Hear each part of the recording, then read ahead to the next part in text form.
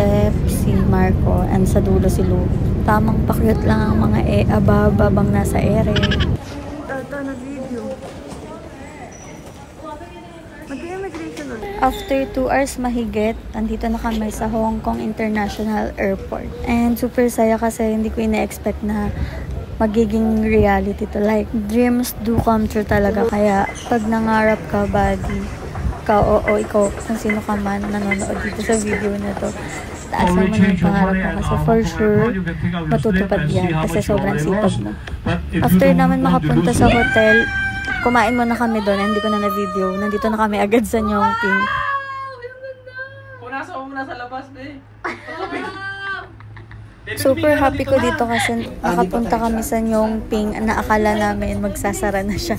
At umuulan kasi na to, kaya buti na lang hindi nag-cancel. Day 2 na namin to sa Hong Kong and nagpe-prepare kami papuntang Disneyland. Bongga nung magjowa, no? Si Marco yan and si Steph. Shout out sa jowa ni Steph kasi siya yung gumawa ng hair ko. Naka-braid yan, tapos tinanggal ko na lang para... Feeling ko kasi mas bad ko yung nakalugoy, kaya ayan, tinanggal ko na lang. Then on the way na kami na to pa Disneyland. Hey, wait ka tayo roller coaster. Sige, let's go. We're here inside. Super init.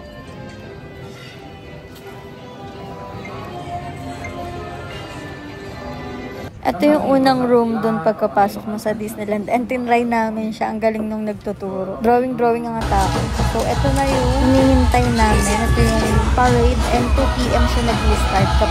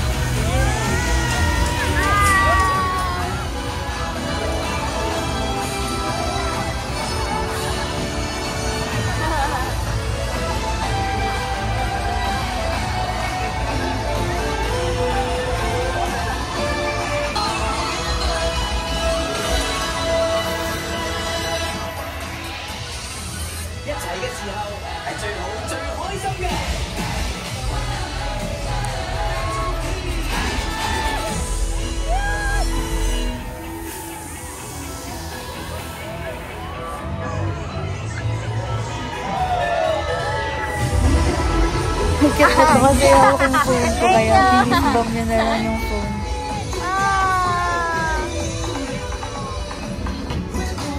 Agad!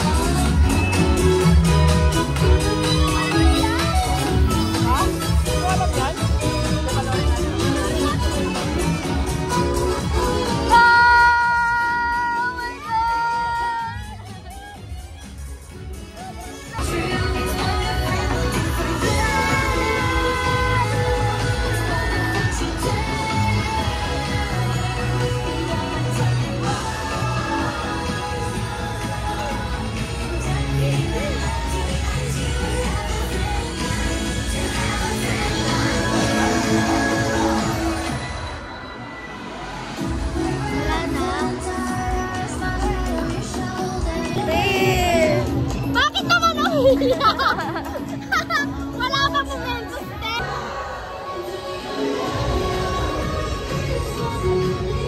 So, nag-retouch lang ako nito kasi, ewan ko, naiyak talaga ako sa parade. And sobrang saya. Kasi, hindi ko na-expect na mangyayari yan sa akin. And, I mean, ma-experience ko yung ganong feel. Okay. First ride done with Daddy. May the force be with you. Board na si Ate. Pick up. Tara. Yung mga ganyan mayroon sa Pilipinas niya. Nag-ikot-ikot lang kami nito and ang hahaba ng pila sa mga rides, like mag-aantay ka ng hour din or 30 minutes, unlike dun sa Tomorrowland na sinakyan namin kanina. Let's go. Tara! Let's go. Frozen! Frozen.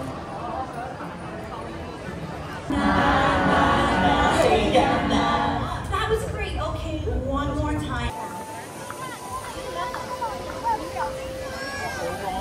Nag-change outfit na ako dito kasi nalagkit na ako sa aking sarili. 100% mermaid. We're here inside the castle. Ito na! Wow! By 6 PM nakapwesto na kami dito and ang ganda ng spot namin. So, pahinga muna before mag-Momentos. Ayan, waiting lang kami. Then, ayan, mag-i-start na yan, alam ko eh. Pero, nag-aantay pa kami. Dahil nga 20th year na ng Disneyland, yung pagpunta namin, ayan, may mga few shows pa muna before nag-start yung Momentos.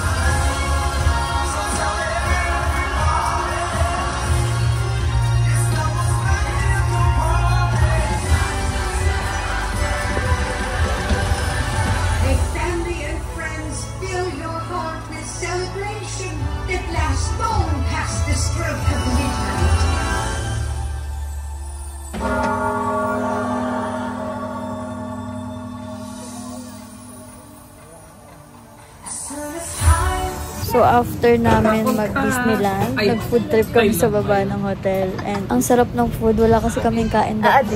So, this is our third day. Dapat Macau tour ito, pero naging Hong Kong City to. Kasi ito yung landfall ng malakas na bagyo. As in, malakas na T15 ata, T10. Ayun ang nabili namin.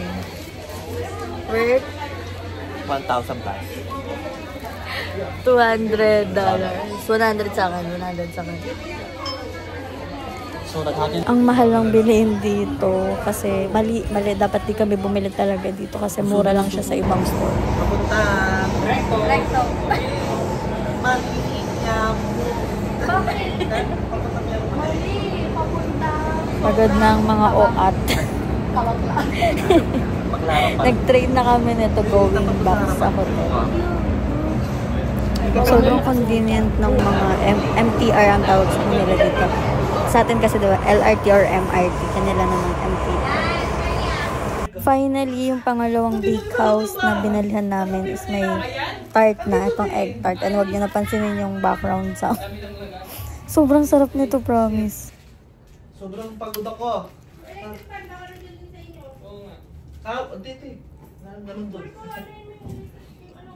Pero di ba ba kami 7 na ako ng Bentergar ba? Ang sarap, grabe. Gusto mo magpita? Gusto mong ibenta sa akin? Sa'yo na. Ang haba ng pila, no?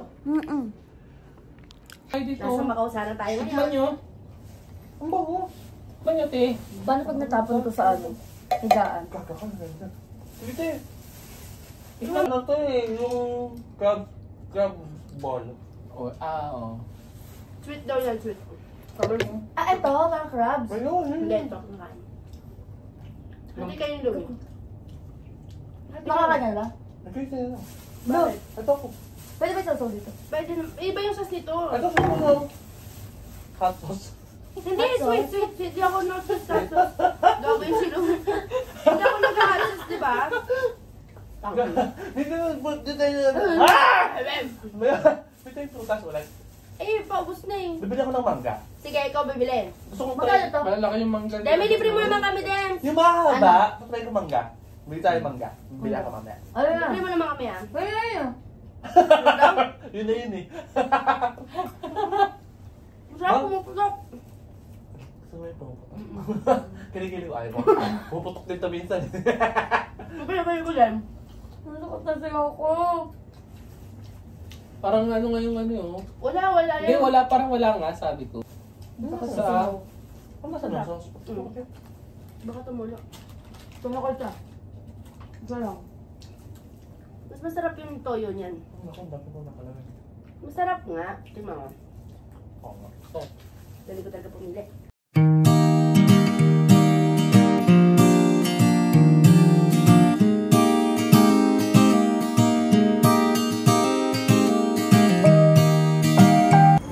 Ito. Isa yung sa binili. Ito daan. Dito, ayun na yung ano eh, panda. Food panda. Put pa na. Tingnan natin pagbalik natin ano. Panda? Pagbalik naman natin. Hindi naman tayo.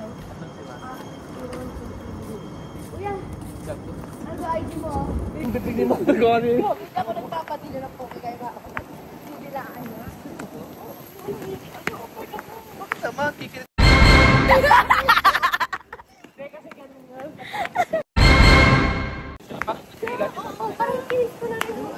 End of our day 3, ayan, nag-ano lang kami, chill lang that day. And nag-ikot-ikot sa baba ng hotel namin. And this is the morning. Sabi nila nag-landfall na daw yung bagyo ng 2 AM. And hindi namin masyadong naramdaman kasi tulog ka. Nag-lipstick! Yan ang hotel namin. Panda Hotel.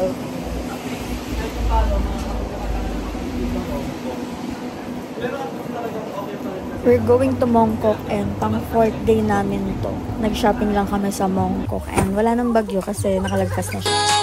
And this is our final day sa Hong Kong, pang 5th day na, and nag-prepare na kami para mag-check out sa hotel kasi 11 AM or 12 PM kailangan naka-check out na.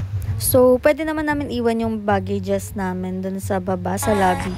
And pwede kami gumala-gala kasi 9 PM pa yung flight namin later sa airport. Ayun. Kaya mga 5 kami bumalik sa hotel para sunduin kami nung service namin going to airport. So this is the time na kailangan na namin mag-check-in sa airport. To sum up this trip, grateful pa rin ako kasi hindi na move yung ano namin, flight namin, and on time pa din everything. So yun, thank you so much for watching. Bye!